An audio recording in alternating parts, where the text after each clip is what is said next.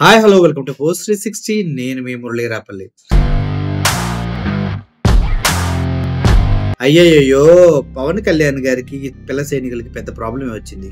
ఎంతకాలం ఏమనుకుంటున్నామంటే జన సైనికులు టీడీపీ బీజేపీ కలపడం వల్ల కూటమిలోనే విజయం సాధించారని మనం అనుకుంటున్నాం. కానీ కాదంట, ఏదో దయతలిసి మనోడి మొహం పైన ముష్టేశారంట. డిప్యూటీ సీఎం పదవి అంత ఈజీగా రాదు, ఏదో చంద్రబాబు నాయుడు త్యాగం చేసి మనోడికి ఇచ్చాడట. చంద్రబాబు నాయుడు గారు కూడా అదే అంటారు, పవన్ కళ్యాణ్ నెత్తిపైన ₹10 పెడితే రూపాయికి ఎవరైనా కొంటారా అని కూడా అడిగారు గతంలో. పాపం అటువంటి పవన్ కళ్యాణ్ గారు కట్టు బానిసగా 15 సంవత్సరాలు వాళ్ళతోనే ఉంటా అని చెప్పినా గానీ వీళ్ళకి పాపం ఆయన విలువ తెలియట్లేదు. కొండ మీద కోతుల పవన్ కళ్యాణ్ ఉంటే వీళ్ళు సింహాల్లా కింద గర్జిస్తున్నారు. నేను ఈ కంపారిజన్ ఎందుకు చెప్పాను మేము అర్థం చేసుకోండి. కోతి ఎటు పడితే అటు తూగుతుంది. సింహాలు ఏదో అవసరాన్ని బట్టి ఎవరితో ఉండాలో వాళ్ళతో ఉంటా ఉంటాయి. సరే, ఇదంతా పక్కన పెట్టేస్తే ఈ అక్క ఏదో చెప్తుంది, ఒకసారి వినండి. పవన్ కళ్యాణ్ గారి బ్రతుకు చి అనిపిస్తుంది ఈ వీడియో చూసినది. నాకు కూడా అనిపించింది. అదే ఫ్యాన్ గా, అభిమానిగా, పవన్ కళ్యాణ్ గారి ప్రత్యేక అభిమానిగా నేను చాలా హట్ అవుతూ ఉన్నా. ఏముంటుందో వినండి. 10 సంవత్సరాలకే సీఎం అవడం అనేది ఎవరి వల్ల కాలేదండి. డిప్యూటీ సీఎం అవడం అనేది ఎవరి వల్ల కాలేదు.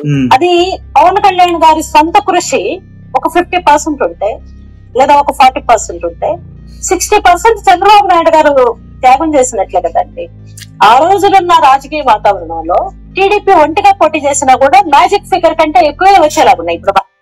ఇది కామెడీ. ఇది ఒక్కటి మాత్రం నాకు చాలా కామెడీ అనిపించింది. అంత మ్యాజిక్ ఫిగర్ వచ్చేటప్పుడు పొత్తులకు ఎందుకు వెళ్తుంది? ఎవడ బుర్ర బుద్ధి లేకుండా మాట్లాడుతుంది అన్న విషయం నాకు అర్థమైంది. అంత మ్యాజిక్ ఫిగర్ వస్తుందని నమ్మినప్పుడు పొత్తులకు ఎందుకు వెళ్ళారు? మరి సిగ్గు లేదా? మనకు కావాల్సింది 89.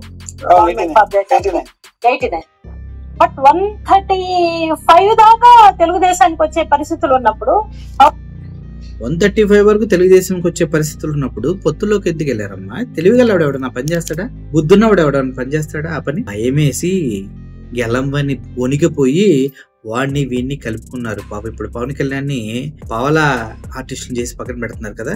కానీ పవన్ కళ్యాణ్ గారిని కలుపుకోవాల్సిన అవసరం లేకపోయినా కూడా అన్నారా?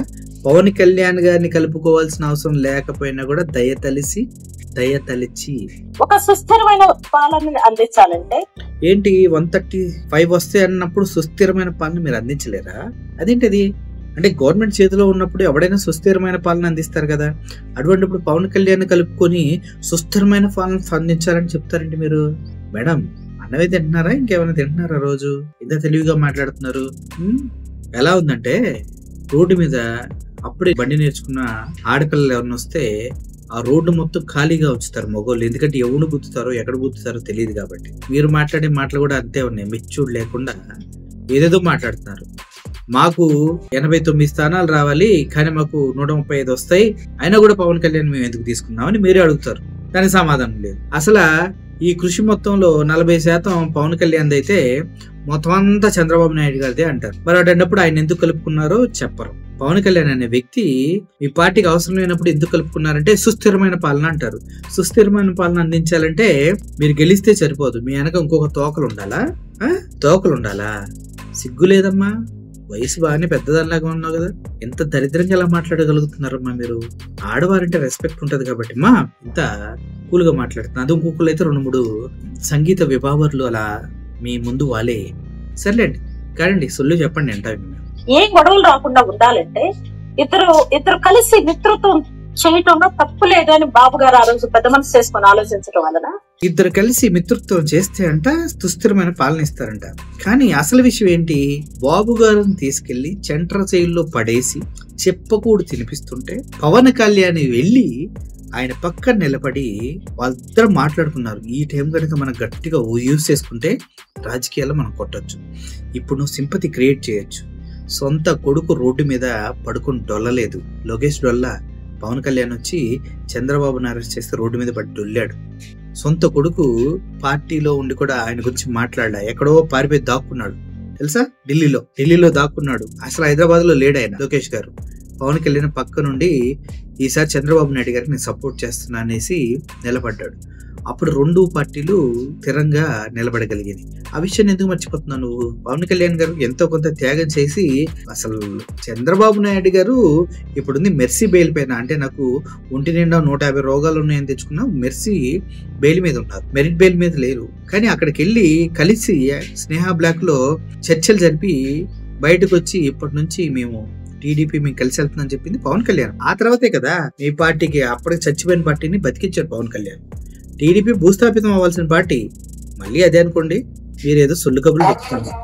డిప్యూటీ సీఎం అయ్యే అవకాశం పవన్ కళ్యాణ్ గారికి వచ్చింది అనేది నిజం. ఆ నిజాన్ని నేను కాదండి, ప్రజలకు తెలుసు, పవన్ కళ్యాణ్ గారికి తెలుసు. కాబట్టి ఇంకో 15 ఏళ్ళు చంద్రబాబు నాయుడు గారు సీఎం గా ఉండాలని ఆయన చెప్పారు. పవన్ కళ్యాణ్ గారు ఈ వీడియో చూసిన తర్వాత మీరు చిన్నగా ఎక్కడన్నా గొంతు తవ్వుకొని అందులో వాటర్ పోసుకొని తలకాయ వరకు ఎలాగో పట్టదు కాబట్టి ముక్కు నోరు దాంట్లో పెట్టి చచ్చిపోండి సార్. లేకపోతే ఏంటి సార్ ఇది? ఈవిడ ఏం మాట్లాడుతుందో మీకు అర్థమవుతుందా? పవన్ కళ్యాణ్కి డిప్యూటీ సీఎం స్తోమతే తీనే లేదంట. మీరే సీఎంకి నేను రెడీ, గతంలో నాకు అంత ధైర్యం లేదు, ఇప్పుడు సీఎంకి నేను రెడీగా ఉన్నానని చెప్పారు. చంద్రబాబు నాయుడు గారు ఎంగిలి చెయ్యి ఎదిరిస్తే 12 సీట్లు పడ్డాయి. ఆ 12 సీట్లు పట్టుకొని డిప్యూటీ సీఎం అయ్యావు. ఆ ఎంగిలి చెయ్యి ఎదిరించడం చంద్రబాబు నాయుడు గొప్పతనం, దాన్ని ఏరుకోద్ది అంటూ పవన్ కళ్యాణ్ చేతకంతనం అని మాట్లాడుతుంది ఆవిడ. సిగ్గుందా మీకు? సిగ్గుందా మీకు? టీడీపీ వాళ్ళు జన సైనికుల్ని పరిగెట్టించి కొడుతున్నారు, పట్టించుకోవట్లేదు. ఇంకా జన సైనికులు బయటకు వచ్చి వాళ్ళ బాధలు చెప్తున్నారు, పట్టించుకోవట్లేదు. అసలు రాష్ట్ర ప్రజల భవిష్యత్తు ఏంటంటే సూపర్ 6 దగ్గర నుంచి అన్ని ఎగనామం పెట్టారు, పట్టించుకోవట్లేదు. అండ్ అన్నిటికన్నా ఘోరం ఏంటంటే మీ దగ్గర సొంత నియోజకవర్గం పిఠాపురానికి కూడా మీరు ఏం చేయట్లేదు. ఇటువంటి దారుణమైన దరిద్రమైనటువంటి రాజకీయం చేస్తున్నా కూడా చంద్రబాబు నాయుడు గారు ఎప్పుడు చెప్తే అప్పుడు ప్రెస్ ముందుకు వచ్చి పెంపుడు మనిషిలా మాట్లాడుతూ ఉన్నా కూడా వీళ్ళు ఎందుకు మిమ్మల్ని ఇంత చీప్గా చూస్తున్నారు? మీకు అసలు ఏ స్తోమత లేదు. చంద్రబాబు దయాదాక్షిణ్యం మీద డిప్యూటీ సీఎం అయ్యారు. చంద్రబాబు నాయుడు గారు అన్ని చేశారు కాబట్టి ఇప్పుడు బానిసలాగా ఇంకో 15 సంవత్సరాలు ఉంటా అని చెప్తున్నారు. మీరు చేసినటువంటి రోడ్డు మీద పడుకుని డొర్లని ఏమైనాయి, స్నేహ బ్లాక్ లో చర్చలు ఏమైనాయి, మీకు ఇస్తా అనుకున్న 35 కోట్లు 40 కోట్లు ఏమైనాయి, ఇవన్నీ సెటిల్మెంట్ల గురించి మాట్లాడరండి వీళ్ళు. సార్ నిజం చెప్పాలంటే మీలాంటి బ్రతుకు ఎవడ బ్రతకడు సార్. మీ అమ్మని తిట్టిన వాళ్ళతోనే స్నేహంగా ఉంటూ వాళ్ళు పెట్టిన భిక్షతోనే బ్రతుకుతూ ఇంకో 15 సంవత్సరాలు వాళ్ళతో కలిసి ఊడిగం చేస్తా అని చెప్పినటువంటి గొప్ప మహానుభావుడికి ఈవిడనే మాటలు పెద్ద విషయం కాదేమో నాకు తెలిసి. సరే కానివ్వండి, తిట్టించుకోండి, కొట్టించుకోండి, మాకేం పోతుంది సార్. మీ బతికే కదా, మీరు మమ్మల్నే కదా ప్రజలు అని ఊహించుకోండి. Thank you for watching this video. Murali signing off. Thank you so much.